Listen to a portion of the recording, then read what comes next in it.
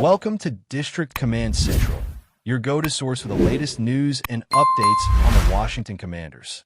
Don't forget to hit that subscribe button and ring the bell so you never miss a play. If you want a real picture of how an NFL front office thinks, you have to understand that the season never truly ends. And for the Washington Commanders, that reality is on full display right now.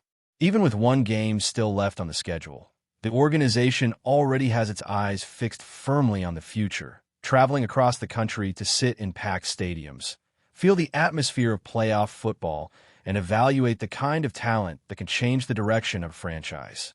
While fans are still debating wins and losses, scouts are quietly doing the work that will define April's to come.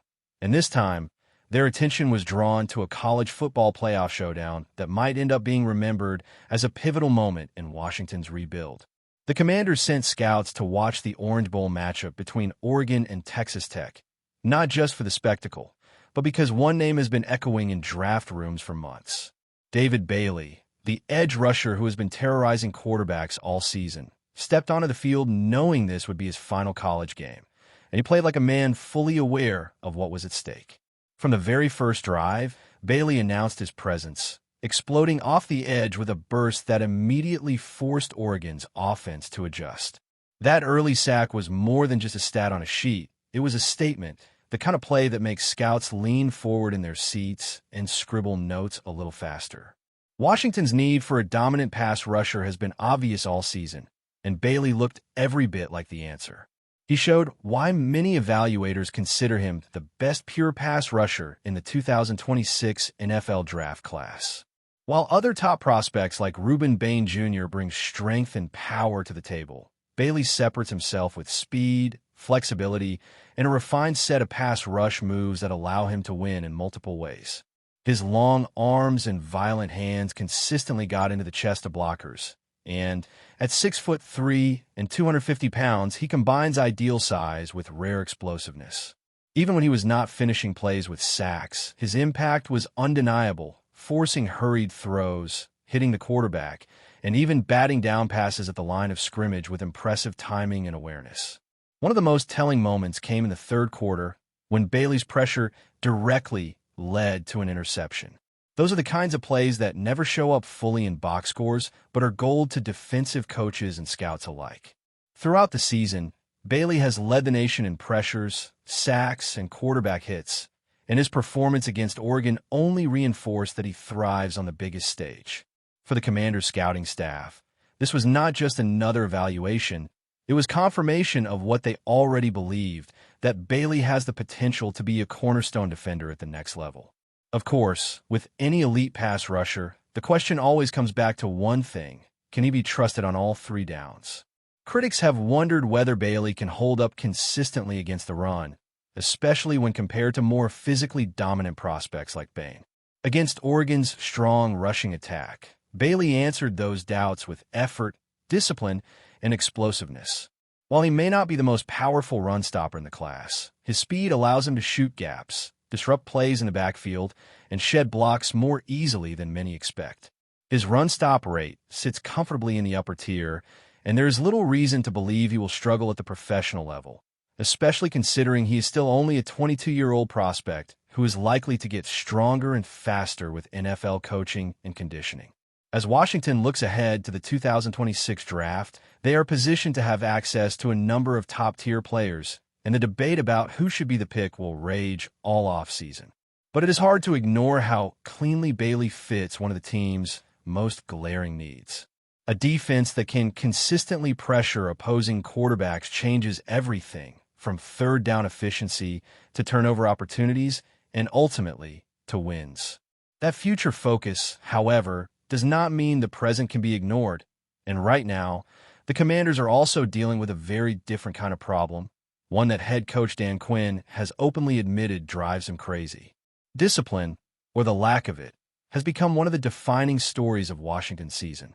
In football, not all mistakes are created equal, and Quinn has made it clear that the value of errors matters just as much as the quantity. A turnover deep in enemy territory early in a game might be shrugged off as a long punt, but a mental mistake that kills a promising drive before it ever begins can be devastating. For the Commanders, pre-snap penalties have become a silent killer, erasing opportunities and putting the offense behind the chains before the ball is even snapped. According to league tracking, Washington leads the NFL in false starts, committing 30 of them, directly resulting in 17 stall drives. When you consider that an average team gets around 11 possessions per game, that means the Commanders have essentially thrown away more than a full game's worth of offensive chances. Add in delay of game penalties and illegal shifts, and the total number of pre-snap fouls climbs close to 40 with one game still to play. Holding penalties have also played a role, stalling additional drives, though Quinn has acknowledged those are sometimes a byproduct of competitive play in the trenches. When these self-inflicted wounds are combined with 21 giveaways, placing Washington among the teams with the most turnovers in the league, the picture becomes even more troubling. Nearly 4 games' worth of possessions have been forfeited this season due to unforced errors. Injuries have certainly taken their toll, but the spike in undisciplined play has been impossible to ignore, especially down the stretch. Quinn noted that while penalties were an issue throughout the year, there was a stretch in November where things seemed to stabilize, only for the problem to resurface in dramatic fashion in December. Against the New York Giants in mid-December, Washington committed 11 penalties, followed by 10 more the next week against the Dallas Cowboys.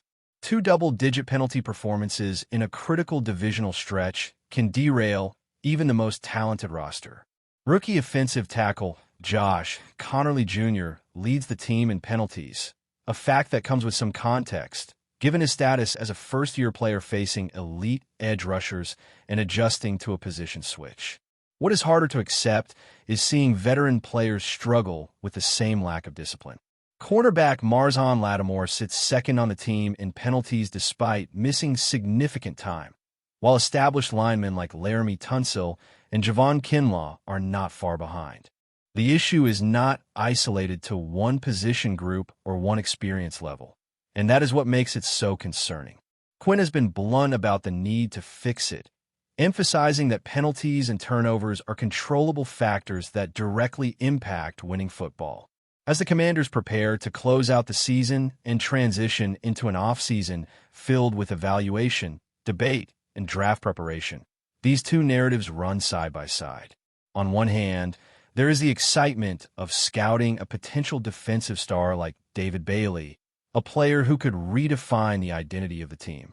On the other, there is the sobering reality that talent alone is not enough without discipline and attention to detail.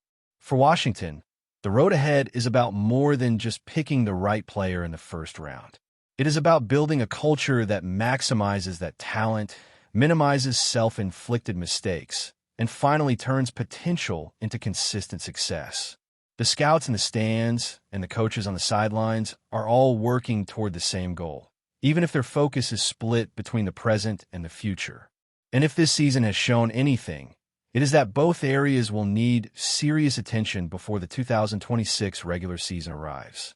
If you're enjoying the coverage, make sure to smash that like button and drop a comment with your thoughts on the Commanders' latest moves. We want to hear from you. When the whispers started circulating around the building and then slowly leaked into league circles, it felt like one of those moments where everyone knows something big is coming, but nobody wants to be the first to say it out loud.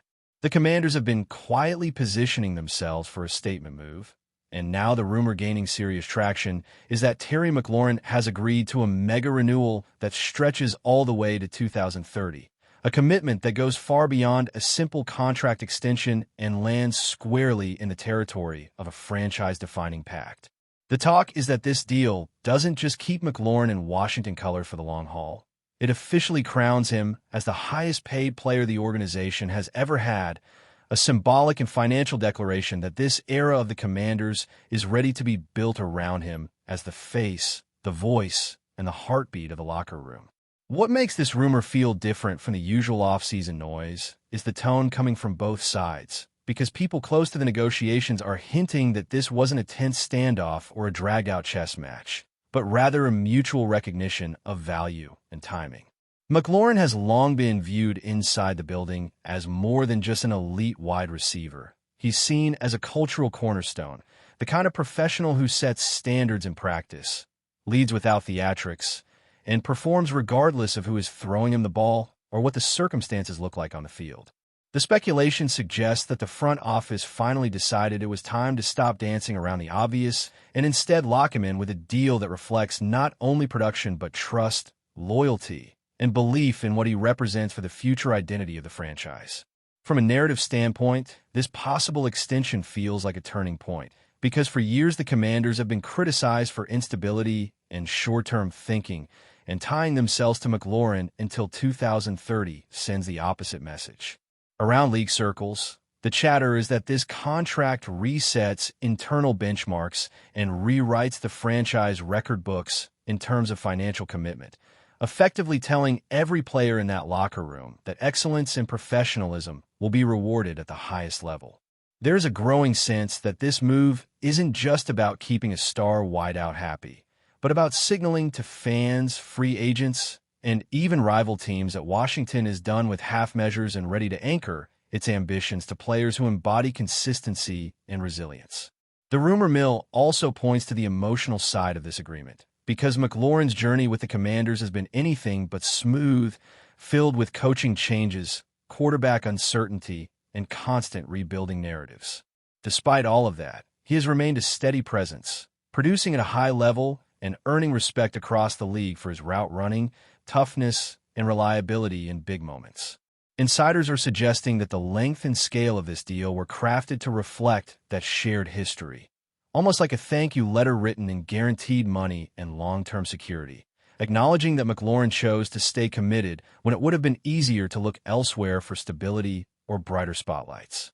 If this mega renewal is finalized as expected, the ripple effects could be massive, because making McLaurin the highest paid player in franchise history immediately elevates expectations around him and the organization as a whole. Fans are already speculating about how this deal could influence future roster decisions, how it might attract other top talents who want to play alongside a respected leader, and how it could reshape the offensive philosophy around a receiver who has proven he could be the focal point of a game plan. The tone around the team feels cautiously optimistic, almost like this contract rumor represents a promise that better days are being actively built rather than endlessly postponed, and that Terry McLaurin, locked in until 2030, is set to be the constant presence guiding the Commanders through whatever comes next, as the most valued player the franchise has ever committed to. Thanks for tuning into District Command Central. Make sure to subscribe and follow us for all the Commanders news you need. Until next time, keep the faith and hail to the Commanders.